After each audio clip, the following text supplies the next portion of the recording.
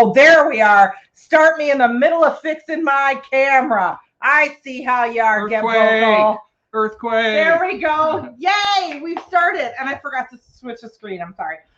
Welcome to American Sex Live. It is another Wednesday night. I'm Ken Melvoin-Berg. I'm Sunny Megatron. We're sexuality educators, pleasure advocates, and kinky perverts too. You may know it. You may not know us at all, but if you do know us, you might know us from our podcast, American Sex. It usually drops every Monday on all the podcast platforms like, Spotify and iTunes and all those places.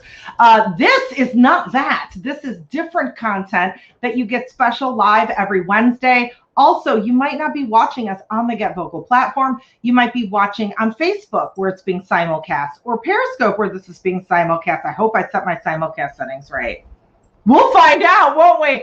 Or YouTube Live where this may be simulcast. If you're on those other places, not on the Get Vocal platform, and you're like, hey, I want to participate in the chat, or when I unlock the other slots, you could come onto video and talk with us.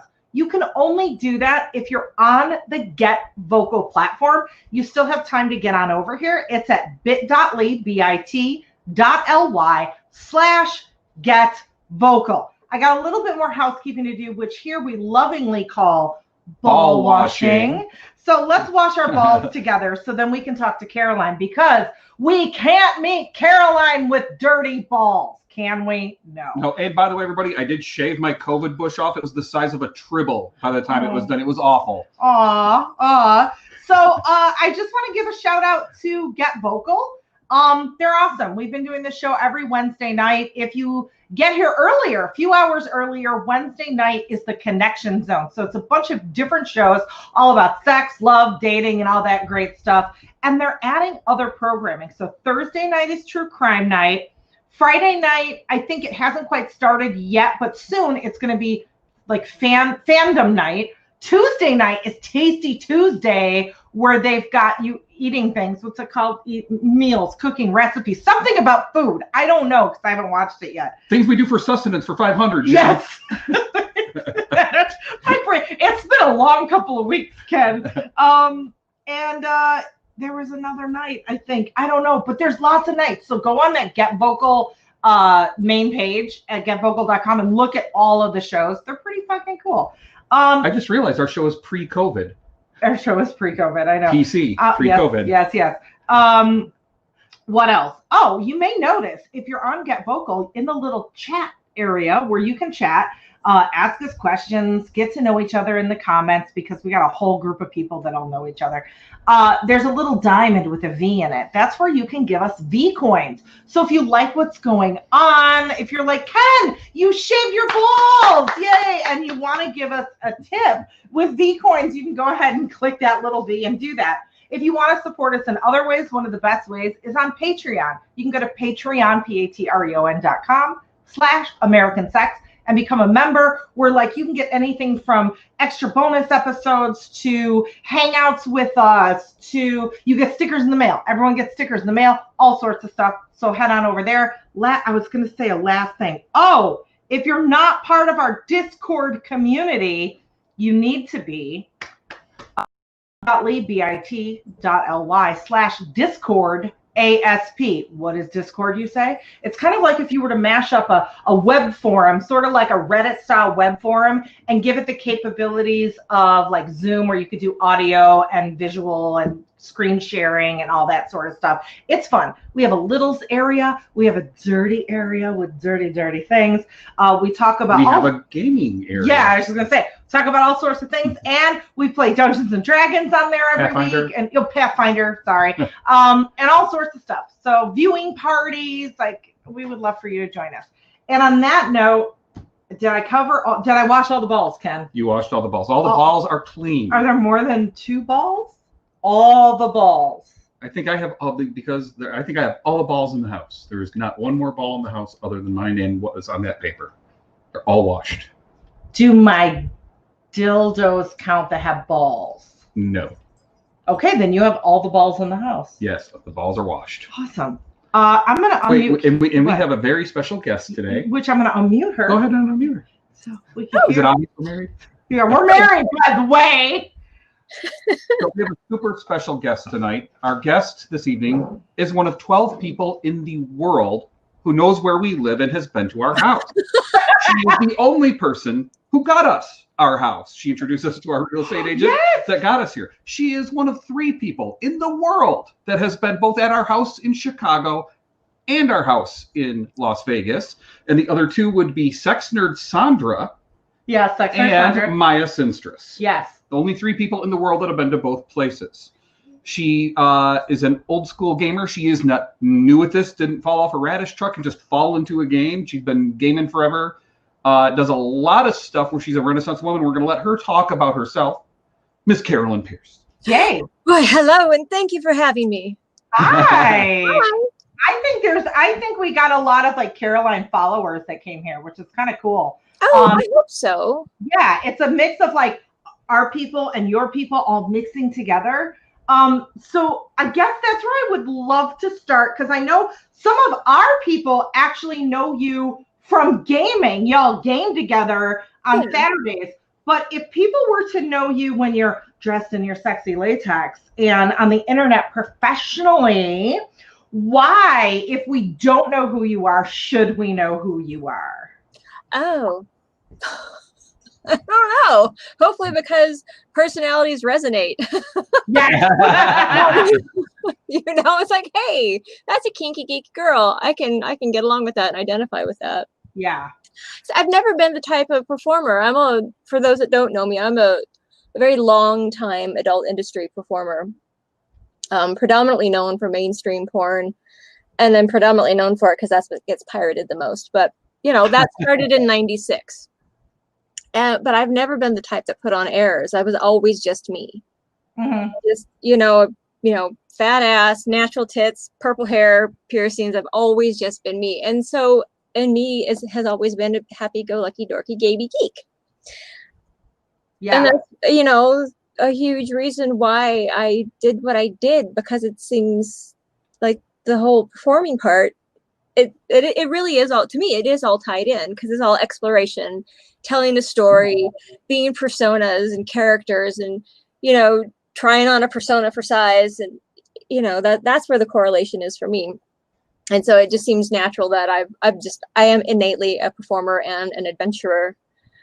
And sometimes I adventure in kink and sex, and sometimes I adventure with dice and pens and papers in an imaginary world. Yeah. Yeah. I think it's like a lot of people, I love to see people's faces who are either in the kink community or, you know, greater sex, whatever community they're in, or in the gamer community, when they realize, like, gamer, you are one step away from being a kinky freak, or LARPer, you're, you know, or whatever, or kinkster, you are, add some 20-sided dice into that scene and you're actually a gamer. Even better, add the 4-sided dice and make them walk on them, because they hurt so bad. I'd rather be sounded. I'd rather have sounding done. Oh. So have you made people, this has happened, you've made people walk on 4-sided dice? Oh, yeah. I've done it accidentally. But I have like 20 fucking pounds of dice. No, it's not 20 pounds. That's exaggerating. I have 10 pounds of dice. Because I used to buy the great big bulk bags. From Chaosium? Yeah, from Chaosium at Comic-Con, where you just like buy it by the pitcherful. And so every year I'd go to Comic-Con and I just sent home one of those flat rate boxes full of all of my crap that I got, and a fuck ton of dice, because I really do want to be covered in them. That has not happened. Have you done that as a photo shoot yet? No, I've seen it done before. It's like Satine Phoenix has a gorgeous picture of her with all the red polyhedrals and her giant elf ears, looking gorgeous and stunning. But you know, they make the D20 ball gags that I want, because I need to. Yes. I need one of those. I'm like, you can't change. I want one that has a 20 on top, so it's a critical success. Like, you win, gag. And I also want one that's a 1, so it's a critical failure. Like, you lose. Yeah, I love it. I love it. So what came first, Caroline a geek or Caroline like the porn star? Well, porn star came after being the geek, but Caroline the Kinkster and Caroline the geek have always been there. I just didn't know that I always knew I was a game geek, but I didn't realize until later that I was a Kinkster because I have very enabling friends that never made me feel weird. And like, I'm going to tie you up and take pictures, or, you know, we're all going to sit around and suck on each other's toes. That's what I did with school friends. And I was like, okay, here. Everyone's like, all right, sure. Let's do this thing.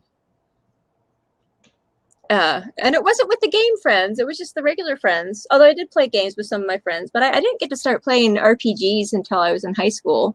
Okay. Because nobody really understood. You get that red box with Dungeons and Dragons, and you're like, oh, well, that's complicated. Yeah. So if you were to say, okay, what games do you play? I know like Dungeons and Dragons, Shadowrun, but there's a bunch of more. Yeah, Pathfinder. Yeah, I do play Pathfinder with Ken and his friends that I've now met through the game. I have aren't as geeky as we are. Pathfinder is it's very much like an offshoot of Dungeons and Dragons. It's a classic high fantasy. You have your thief types, and you have your fighter types, and you have your healer types. So it's like that. Shadowrun. I'm lucky enough to have found my Shadowrun group because a gal that I modeled with left the industry and became a bartender. And she said, "You talk about geek shit like my boss does. You need to come see me at my bar." So 10 years later, I've been playing Shadowrun with the same group of guys that I met because through a model friend. Yeah. We play exclusively Shadowrun. Not the same characters. Right. And for those of you that don't know, Shadowrun is sort of D&D mixed with cyberpunk. Yeah. Yeah, it's a retro future because it was written in the 80s, so the future from the 80s is very different than the future now. But it's a dystopian future. Where like there was a catastrophe and then magic reawakened. So it's cyberpunk with magic. We might be getting there. I mean, coronavirus. With everything going on in Seattle. Riots. And then the magic will awaken. Who knows? So what else do you play? Are those your main things, or do you play a bunch of other? I have another game that I play called Invisible Suns. Oh, yeah. I got the right one because there's also Fading Suns, which I've also played, but that's not the Suns game I'm playing right now. Right now I'm playing Invisible Suns, which is a Monty Cook game. My Friday night game group, which I've known since everybody was school age, we pooled in all of our birthday money for a year and just backed the hell out of that project. But that game, it's an interesting game system, and it's very storytelling. Okay. It's fun because, you know, I joke, I like to sit around with people and just tell stories all night. That's how I hang out with my friends. But that one that did not translate well to online. So during this pandemic, we've just been, we're playing a homebrew game that's based off of All Flesh Must Be Eaten. That's awesome.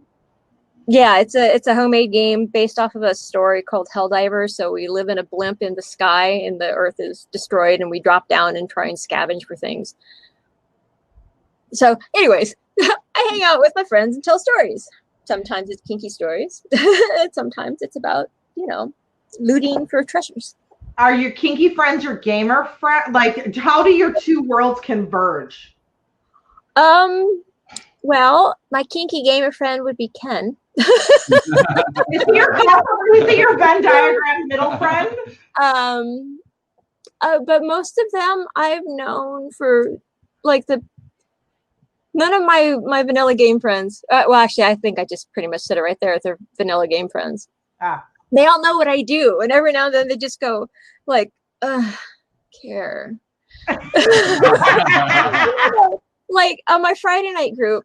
Okay, so I was a pornographer for a long time. I mean, I'm still not a porn star, but I don't make hardcore porn anymore. I just do fetish. But sitting at the game table, though, one of the other players was a medic. So out of the two of us that had the crazy stories, his way surpassed mine. Really? Like I would have people asking to have a boot up their butt. He would get people that actually had a boot up their butt, you know? Ooh. You know, the medic stories are always better than the femdom or the porn stories. Yeah. Do you get, like, when you game with people, because if you think of the stereotypical gamer, which, you know, not everyone's a stereotype, but it's like the guy who lives in his mom's basement, doesn't go on many dates, you know, or like convention people. So do you get people who maybe they're like new to your gaming group that are like, you're who? You do what? Oh, like you? I just about, it's gotten to the point, and this is probably pretty obnoxious, but I'm so used to when I meet new people that are a friend of a friend, I can't think of a time that they haven't already been told who I was. Okay. So and I don't mean that to sound like a, you know, ooh, who am I? But I mean, it's always like my job description will always be part of the introduction. If somebody's like, oh, you're going to meet my friend Kara. She sometimes says outlandish things because she's a pro-dominant porn star. So that always happens before I get there. So I just, I stopped filtering myself. I mean, I'm not like I'm going to be super crude when I just meet somebody, but I just presume that if I make a rope joke, nobody's going to be offended. Yeah, actually, you know what? I don't know if our gaming group knows that you're a sex worker at all. I've never mentioned it, and I don't know if you have. Right. Well, like, by their character names. Well, they're all kinksters. That's the one thing we all have. No. You're a kinkster. I don't know if they know anything about you professionally. Yeah. And I'm going to unlock the slots, by the way. So if anyone wants to come on and chat or ask questions, it's open. So. And I think Kinky Squirrel and Maurice. Yeah. Oh, here she is.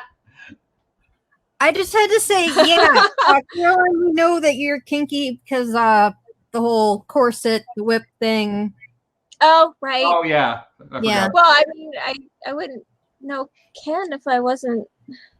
So, I mean, I don't know. I just, not to be presumptuous, but I'm assuming that anybody that knows Ken's going to be somewhere. Yeah. They were something. Part of the life. Yeah, I mean, anybody that's even my relatives know that, like, if they tell their kids to add me, I'm not safe for work in any capacity. So, right. Yeah, absolutely. And I like it that way. You know, that way if kids want to view my stuff, like, I don't think I do anything too over the top. No. Not often. Not occasionally. So, okay, your knowledge of kink, has it come in handy when you're like playing a game, you know, when you're trying to think of a way to get out of something or to defeat a boss or whatever? How game, dog tie all the way. If they turn, they're not moving. Absolutely. In any game, though, I'm like, we're gonna frog tie. I'm like, is that character knowledge or player knowledge? I'm like, fuck you. Yeah, my character doesn't know to frog tie somebody, so they can't run away. But I've done that before, though. My Friday night game group, we did a game years ago where we all were us, based off of World War Z, which was pretty. I mean, like, we're sitting in my friend's living room, like, okay, so what do we got here? And I'm like, fuck. So, like, you know, I had, but he wrote out my skills, my character sheet and my skills, and of course I had rope, like 5. And so anytime somebody got bit, I would just put them in bondage. So not in real life, though, not sitting around in the living room. It wasn't LARPing. So wait, have you crossed real life gameplay with gaming?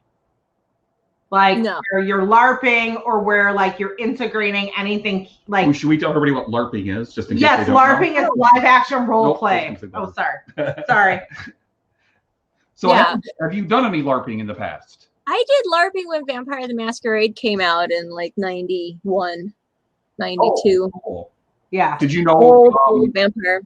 Reinhagen or Reinhagen, is that Reinhagen and all those guys?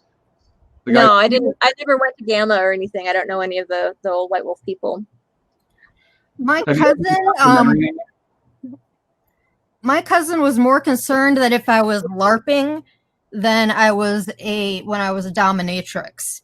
He thought LARPing was weirder. Really? That is yeah, kind really. of the same thing. You know, it's like you put on a persona. Tell me you're not one of those weirdos running across the quad in a cape and whatnot. No, I'm a dominatrix. Oh, okay, that's fine.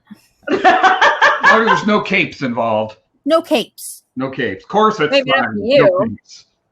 As I look behind me, because these curtains cover my wardrobe closet, so like, maybe there's no capes for you. We are backdrop twins because we not only have the same backdrop, it's covering our closet too. I can even turn on my orange light right there and make mine warm colored to match yours, so we can just pretend we're sitting on the same couch, but social distancing. Yes. Yes, right. Like you're actually right next to us. No kidding. I wanted to ask briefly about social distancing in gaming, because gaming is starting up again as places are opening up. And a lot of us are immunocompromised. And I know that you play with me online and we've played in person in the past. How do you feel about that, about going out there and gaming in person again with the groups that you're with? One game group, Shadowrun, had picked back up. And we're only bi-weekly, or is it bi-monthly? Anyways, every other week.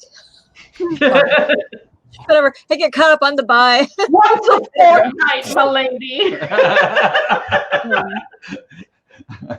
So, and it really just comes down to, like it would be with any other, like quarantine buddy or social buddy that you kept through this. You have to trust your friends. Yeah. So if it was just like a casual group, no. And my Friday night group that I played with for 20 years, we're not getting together in person because, you know, like either people have jobs that they most of them have still been working. And they're like, well, you know, I don't want to bring this to anybody else. I feel terrible if I brought this to anybody else. So... Have there been any change of habits, like not sharing dice? No one's touched my fucking dice. What? Dice? I'm about to get cut. God damn, I'm sorry. Yeah, touching your dice. What? No. I'm kidding. Not really. Like Shadowrun, they share a big bucket of casino dice because it's Vegas. So of course, it's casino dice. Yeah, Shadowrun's all like it's six-sided. So I got a big bucket of great big six-sided dice. So that way, everybody at the table, because it's a really big table. So you can see the damn dice. If somebody rolls, it's like, oh, everybody sees that you just fucked that up. That's fine. So they share, but most of us just use our own dice. Yeah, I'm thinking of like when you sit around the table, like even when we gamed at our house, you sit around the table, everyone's got they're reaching in the chips, we're all eating, we're touching all our, give me a bite of that. Oops, I double dipped into the salsa. Like, right. You know, is it different? Or is it just, you know? Yeah. It's a gaming pod, so. I don't know. That Shadowrun's not a, I hope that people are being mindful if they're getting back together with their groups and not just throwing caution to the wind and going, okay, we're right back to how things were. Yeah. Because it shouldn't be like that. Just be mindful. Yeah, totally. But if people are mindful of that in person now, they were hopefully mindful this entire time. And I would assume, so, especially if you're playing with medical people. Yeah. There's medical people in both of my groups. Yeah, I mean, it's interesting being a medical person myself. Like, we're both at risk and a risk because if we're exposed to COVID patients, which I don't know that they are, you know, that's something that right. But it puts you with a population that, you know, isn't just the grocery store, you know, folks. Oh. You know, it's like when you're dealing with, there's all game groups have medical people. That's true. You have to have a cleric in every group. Right. When you said that, I was like, wait, are we talking in game or are we right? Everybody has a face, the social character. Oh, okay. Oh God. Who am I in a group? I mean, like if I was a group, so you're the group medic and the face because you're a really good talker, Ken. Okay, so that's a Shadowrun term, meaning the social Battle bard. Battle bard. Yeah. So what elements are missing from online gaming?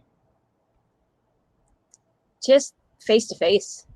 even if you can look at each other's, little videos on, it's just talking over people in person is a lot easier than online. Oh, yeah, I've noticed that too, especially as a DM. Like it's something that it's really hard to make a balance with that, because part of role playing, for those of you that haven't done it before, is actually pretending that you're another person, and so there's dialogue that goes back and forth that you're discussing in character with the people that are in your group and with the DM that might have non-player characters that you interact with, which are like all the other people in the world besides the people in your group. Right.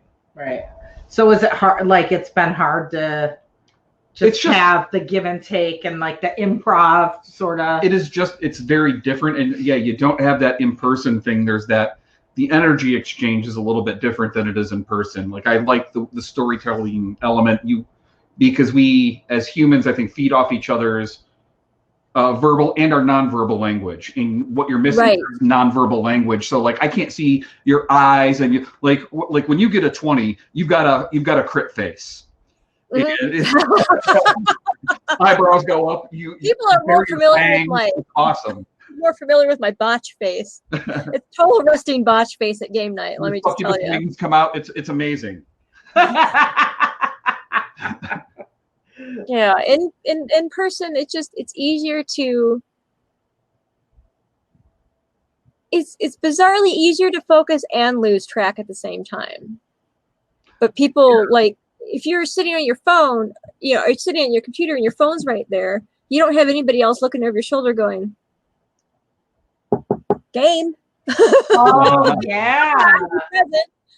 But, like in person, though, you just kind of start going down other rabbit holes. But it's just a different kind of camaraderie when it's face to face. Yeah. And there's always like the whiskey sharing. The whiskey sharing's nice too. Oh yeah, true. God, I miss whiskey.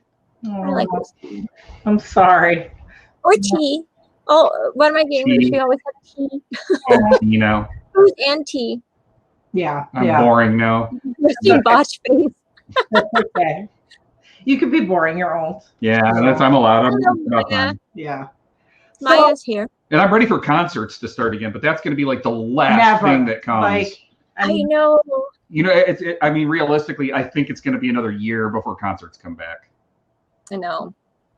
And all my international travel was planned around concerts too. Man. Oh, no. Did you cancel all of your flights? I hadn't actually booked anything yet because, thank God, I booked work. Yeah. And shoots and things because meeting up with Game Geeks. We're an international bunch. Yeah. Right. So like your travel before, it was for like shoots, and did you like do tours like as a dom? Like, what kinds of things are you missing on the sex work front now that we're in quarantine too? Well, usually I plan trips. My usual thing is to plan trips around concerts that I want to go see. Like, hey, there's a gig. Let me make this a work trip. And then also visit people in other cities. And if there's a gaming convention going on, I'll go. The only Wizard World I ever went to was in Chicago. Oh, really? Yeah. And just why was I there? I'm sure I was there for a concert for something. I don't know. Trying to remember, like when we saw you, I thought it was a concert. Was it Pigface? I came out to see you. I came out to stay with you for Pigface, that Pigface 25 that happened the day after Thanksgiving. I flew in on Thanksgiving, showed up, got settled, and then went straight to Thanksgiving dinner and the rehearsal because I bought the VIP pack so I could go, which was rad. That's awesome. Nice. I love that venue too. Yeah. So we have told you about, I'm sure you've heard the story about Dungeons and Dragons in the dungeon. Have we told her that story? I don't know if I have. Okay. So have we told you about this before? Well, the audience hasn't. Well, the audience hasn't. Exactly. So pretend like we're the grandma that tells you the story over and over, and you just have to go, really, Grandma? Wow, No, Wait, like you've never that's heard not it before. fantasy role playing. Oh, That's okay, this is real. Okay. me as a DM repeating my stories again and again and again, and I'm great. Everyone's gracious enough not to tell me that, like. Wait, when you're I'm a DMing doddering- a game, I'm sure I do. Like, I'm a doddering old man. Of course I do. does he repeat stories when he's DMing? What? Does he repeat stories like a grandpa when he's DMing? Do I tell you Oh. more than once? I figure it's just, you get your point home, drive your point home, and repeat it. No, I'm old and I forget that Just I told you the first I time. know that I have memory issues, so tell me more than once. That's good. If I remember, like, hey, that's good on me because then I fucking Right? remembered. Mhm. Totally. So, okay, this was probably like, what, 7 or 8 years ago, at least, if not Yeah. longer. And Ken had co-owned a dungeon at the time. And we decided to get a bunch of people together on a Saturday afternoon to have Dungeons and Dragons in the dungeon. And we had a convention which included Call of Cthulhu, which was like you were a cat playing Call of Cthulhu. Could we talk or could we only meow? I can't remember. I think we could talk, right? Yeah, you could talk. Okay. You could talk to each other, but not to the people that fed you food, not to the food givers. Okay, yeah. And it was a combination between people who were hardcore gamers that might not have ever seen a set of real live tits in their life, and then people who were super kinky, who were curious about gaming but had never played. So we got these two types of people together in the dungeon where we've got, St. Andrew's crosses and cages hanging from the ceiling and a display case of dildos and gas masks. Oh, we had a girl that wanted to be objectified, and she volunteered to be our D20 girl. Every time somebody rolled a natural 20, she took off an article of clothing. Yes.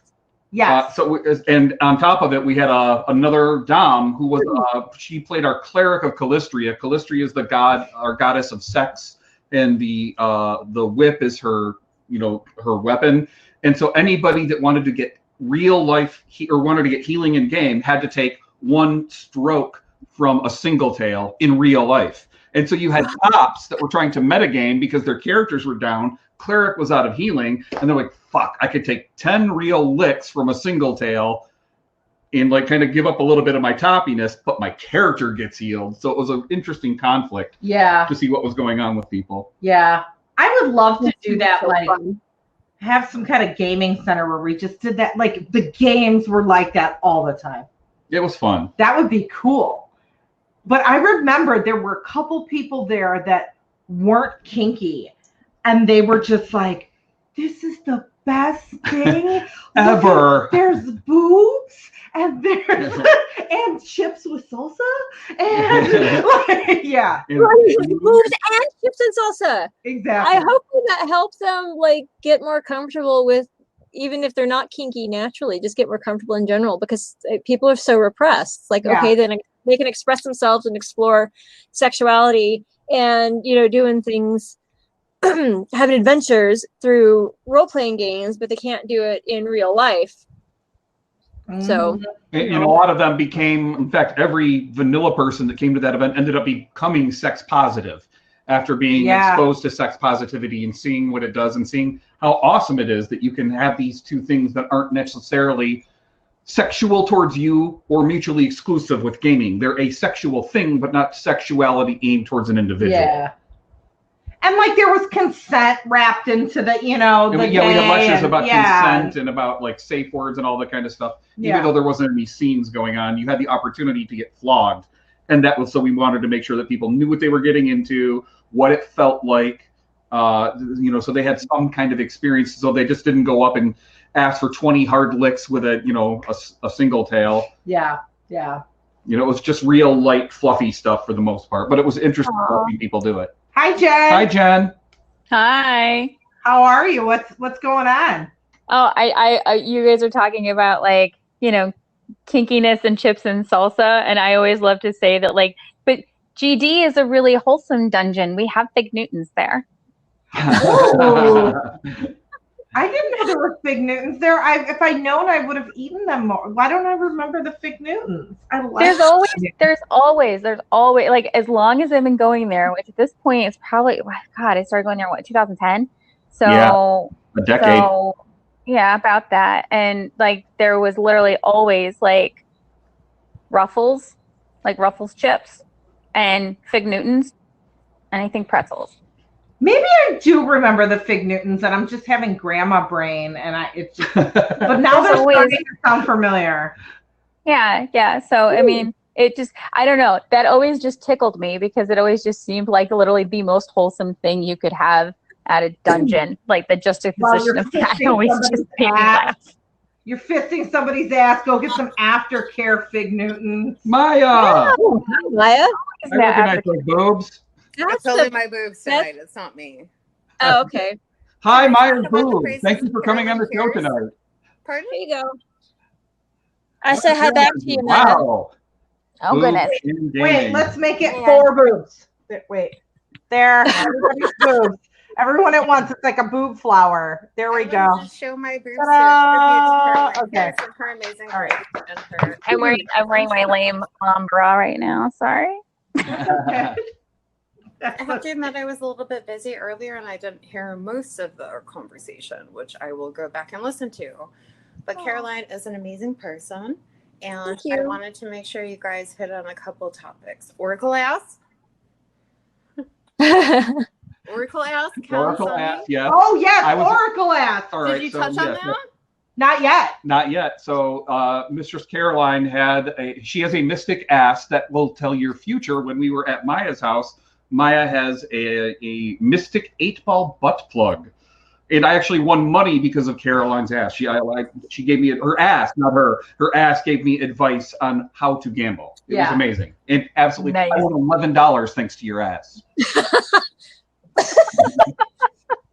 Yeah, I will never forget. Okay, so if probably most of us remember the magic 8-ball where you know it's like not now, ask again later. So it's this little like miniature 8-ball on the end of a butt plug in your butt, and it was very challenging to shake it enough for that little dice to go around and say something different. Like you're like undulating your ass, like crawling on the floor. Yeah, like, it was very small. It was very small, but I also appreciated how difficult it was. I have it here. Let me get in the kitchen so you can actually see it. It's very small. Like, this is hard to read. It is. That's adorable. And, you know, really, if I could just stand up, that whole magic 8-ball is going to be entirely disappeared between my giant ass cheeks. So, Caroline, Sonny, can I take a second? Absolutely. Sure. Caroline, I'm going to put this magic 8-ball here. Can you channel it and squeeze your butthole?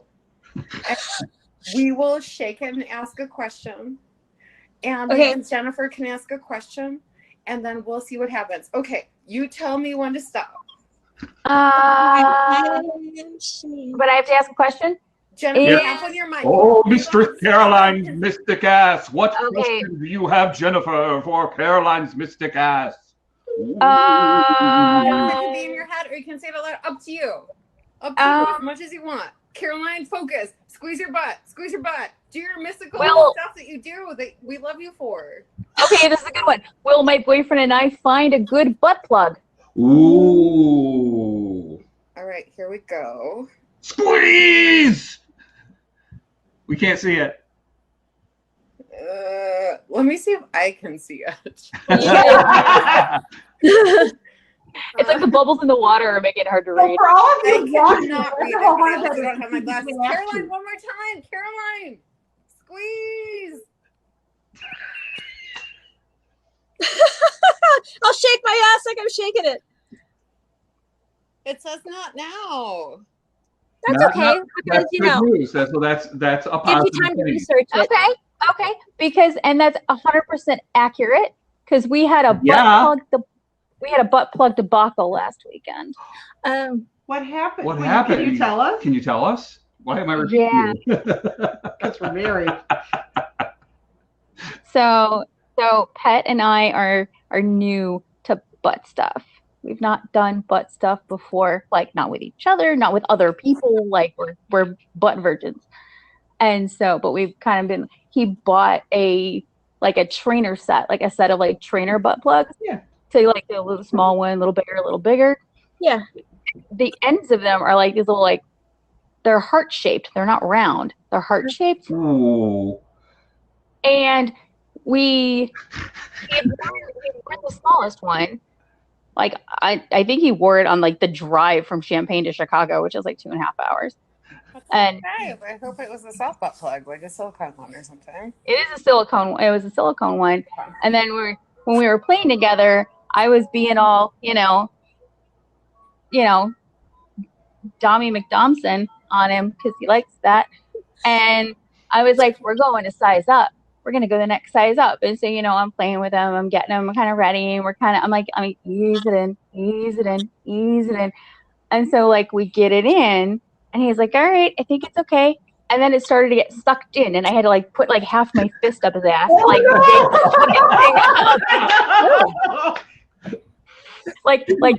we're playing. I'm like, start off. He's liking it. He's like, this feels really good. Like he's really getting into it. And then he's like, red, it's getting sucked in. It's getting sucked in. I'm like, shit. And I grab my, and I had a nice gloved hand, luckily. And I go and I get it, like it's going up in his anus and I get my finger, like my finger is basically acting like it's like a wedge in between his anal sphincter and like the rim of the butt plug. And I had to pull the whole thing out. Does anyone want to talk about this? What? Solutions to this? Solutions to this, safety. Like if we were doing, like, do I need to get a bigger, like something with a bigger end? I could show you the one. Rectangular end. Without a trace. You need to have a big handle on the end. But also, what, like, if you're not sure of I don't mean to take over the conversation. No, go for it. If you're not sure of someone's like anal capacity, if they're just going to suck it right up there or whatever, tie a string around and a little slip knot or whatever knot you want to do around Plug labyrinth. Base. Yeah. So yeah, we've got plenty of paracord. Paracord would probably be a good thing to use for that because it's sturdy enough I can hold on to it. Sure, just lube it up, but especially with electrodes that you can't put like a condom on or something, and this and that, that you're not sure, and the electrodes go right into that base, and it could get sucked up. Wrap that cord around, have something you can pull down.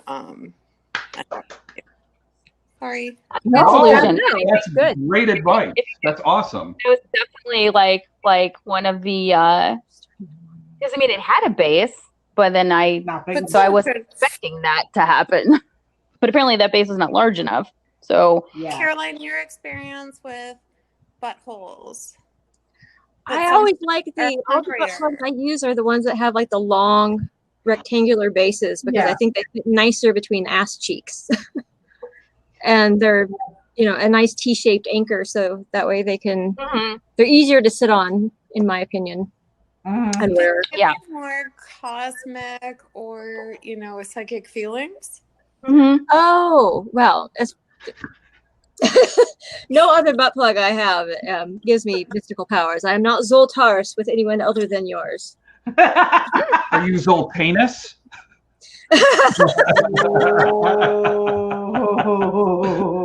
That's a good term. Yeah.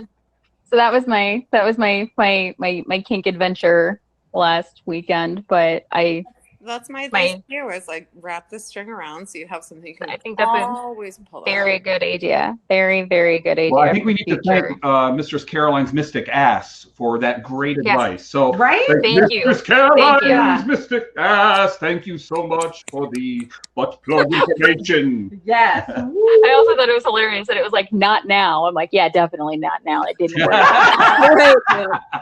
It was 100% accurate. 100%. You're bat 1,000. Your ass is amazing in more ways than one. Miracle. Oh my God. You know what? But the days and times that we're living in, who knows? Maybe her oracle ass could be the thing that gets us through all the pandemic, through everything. We live in a society that's guided by Caroline's ass. We have just invented a new role-playing game. The scenario is it's the end of the world. There's been a horrible virus. There is civil unrest. What can save us? Caroline's oracle ass!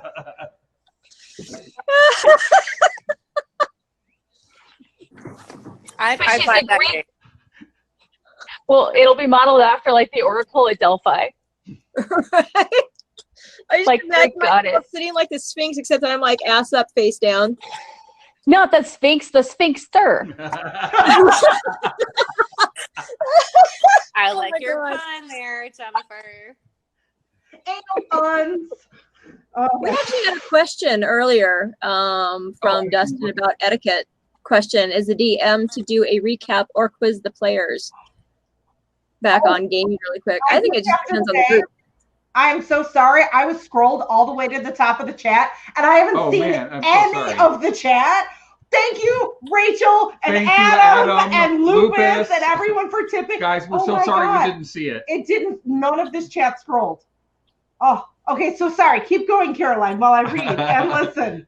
No, I was just right. Dustin had a question about etiquette for the DM, if they should do the recap for the players or quiz the players. I think it just depends on the group. I mean, me personally, I like to do the recap as a DM because that way it's not. I mean, the player's real life memory shouldn't be relied on as much as my notes that I know, because like my memory is shit, Right.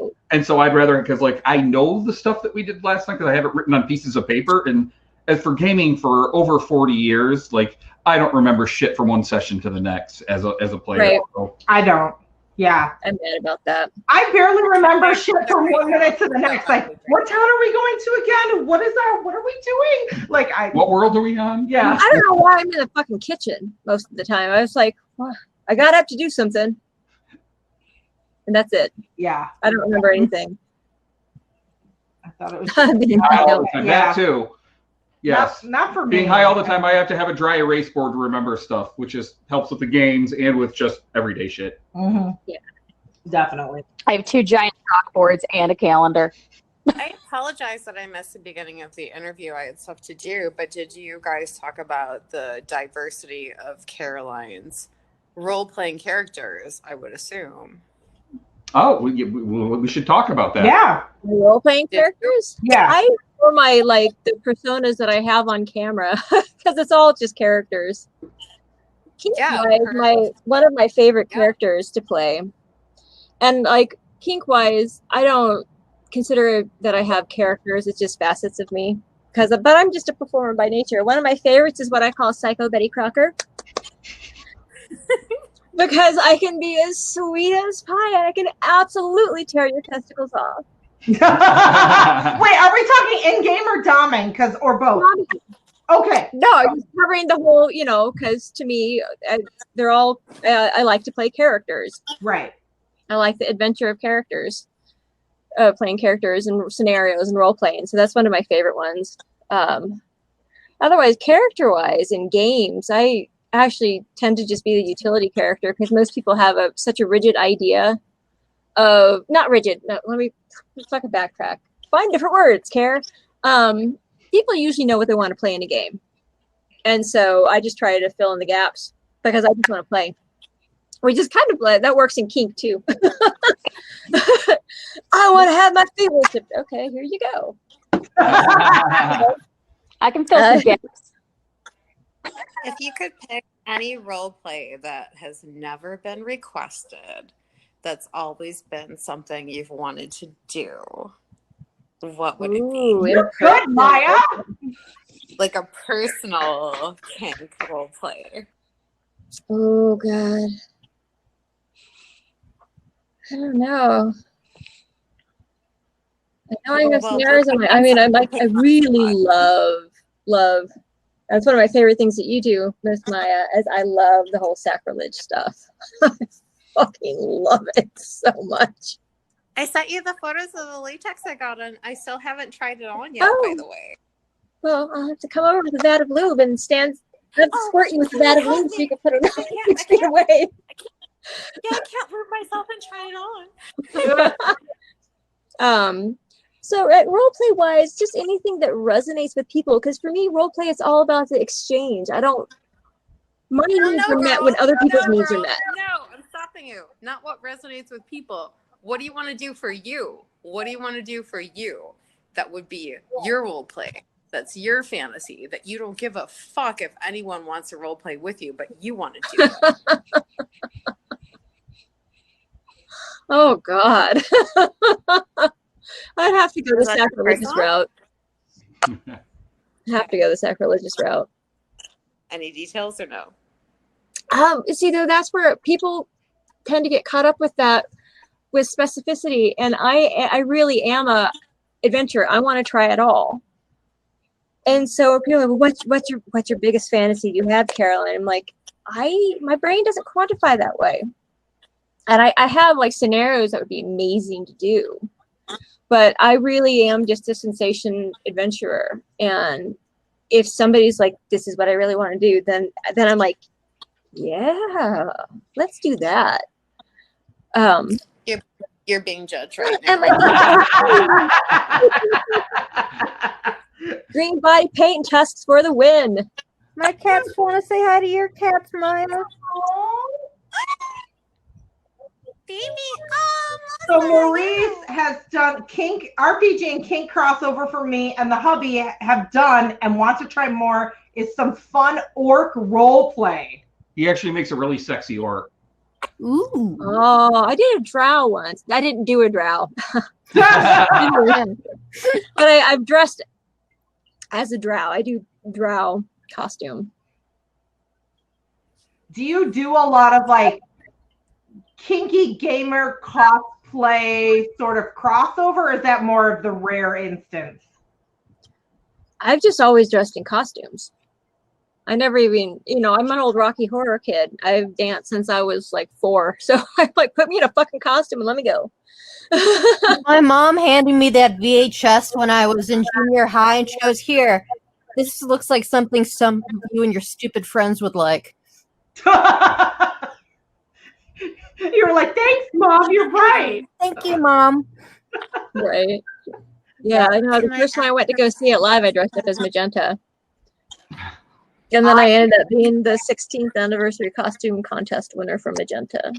Oh, wow. I've still Like never very good seen Magenta. Rocky Horror. Can you believe that? I'm one of the only humans on Earth who's never seen Rocky Horror. I've never seen it, never experienced it. I still have my original VHS, Ken. When this is over, I'll bring my VCR and I can play it for you. See, I told him Can though. I ask Caroline a question? Yeah, go real ahead. quick?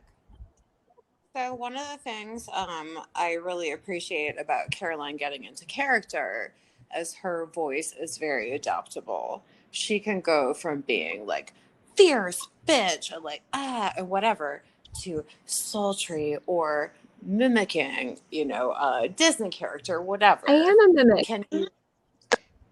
I do call myself a mimic.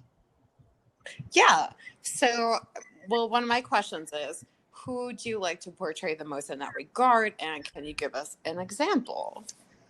Oh, I think more fun, like if I do the sexy sultry voice, that's fun, but it's kind of hard to maintain that character because my brain is all over the place. So sometimes like, oh wait, I'm just me again. But I love to play a dumb bimbo. There's nothing like being a dumb bimbo. Because that's fun and that's easier to maintain because if my brain just stops, I can just be like, whereas like if I'm trying to be like sexy and seductive and I'm coming up with words that have texture to them so they like wash over your body as you hear me talking and all of a sudden my brain goes I'm like, fuck. Can you give us a bimbo sacrilegious nun? Oh, Kat, yeah. That's a lot to ask for, yeah. See, now I just went to sacrifice because I do love me some Cthulhu. So I did get to do a Cthulhu porn once. My friend Tim Woodman actually had Aiden Starr being a cultist demon, and I was the virgin sacrifice. And there was like rituals. Wait, I need to own this. What is it called? Oh, I'll find out and I'll text you. Please, God, send me a link. Yeah. That doppelganger instead of a mimic. Yeah. So, okay. Can you think of, what did you say? A sacrilegious bimbo nun? Yeah, sacrilegious bimbo nun. That's a lot to ask for, yeah. This is like kinky improv class. You're a sacrilegious bimbo nun. Go. It's so weird because I always pull my hair back like I would with a fucking wimple, but my wimple's right behind me. But I feel like we owe you $50 for this. Anyway. Which I'll give to you. Forgive me, Sister Barbie, for I have sinned. I don't know how I'd be a sacrilegious nun. That's just I don't know. I'm trying to like piece it together and I don't have it together. There's a lot going on. Well, like, okay, so if you're gonna be a dimbo, then you just like can't really think a whole lot for yourself. But our Lord and Savior, the great Cthulhu. I don't know. I don't know, a dumb bimbo cultist satanic nun. It's a lot less than I'll work on it. I'm thinking like, well, like the cross is shaped like a phallus. It's perfectly shaped for your ass. I think Jesus would want you to do it. Go ahead. Well then. Oh boy, what does that remind me of a shoot that I did? Or is this a future shoot? I did a shoot. I have actually fucked the crucifix, a big, huge wooden crucifix. That hurt, but it looked awesome. It was for a real, actual art film. Wow. Not just art film. It was an actual art film. It's like, sure. You've done some mainstream stuff in the past. Have you done any horror before? What have you done for horror movies? Just no budget stuff. It's like lower than low budget. It's no budget.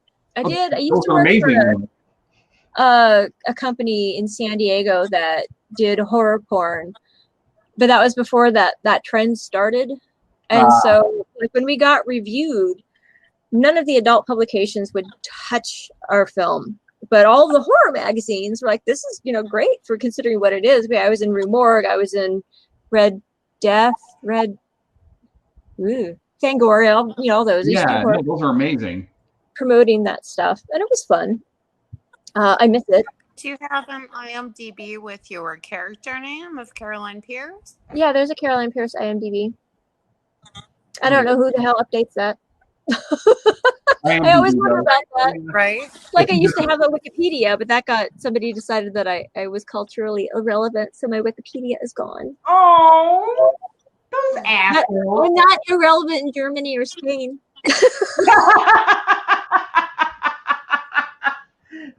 Oh my god. So really quick, we got like 2 minutes or 1 minute before we're going to end the recording. However, for those watching, if you're like, don't worry. If you're here on Get Vocal, we're going to hang out a little bit before the recording stops. If you're not on Get Vocal and you're like, I want to hang out for a little bit, get on over here. It's like, I'm a character. Your ass is inspiring me.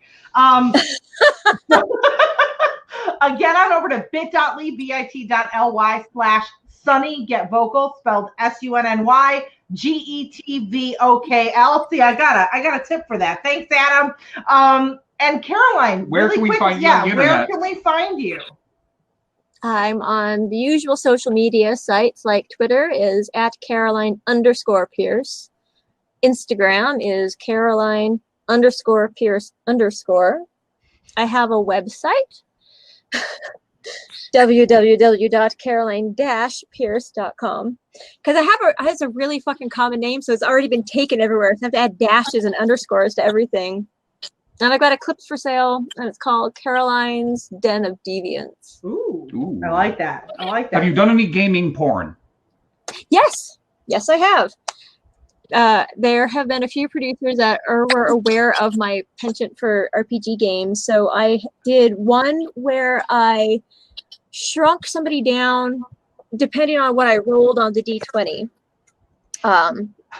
And I did another one for a producer that had me as Caroline, just regular me, playing, and then all of the bondage scenarios, what was happening to my character. And the highlight of that story is like, okay, we'll just have to fake you rolling a botch, because, if you misroll your, hello guards to the city, I'd like to come in. And then, the character botched it. So then she gets tied up, which is why me as a model was then tied up and being dragged around. Well, that is awesome.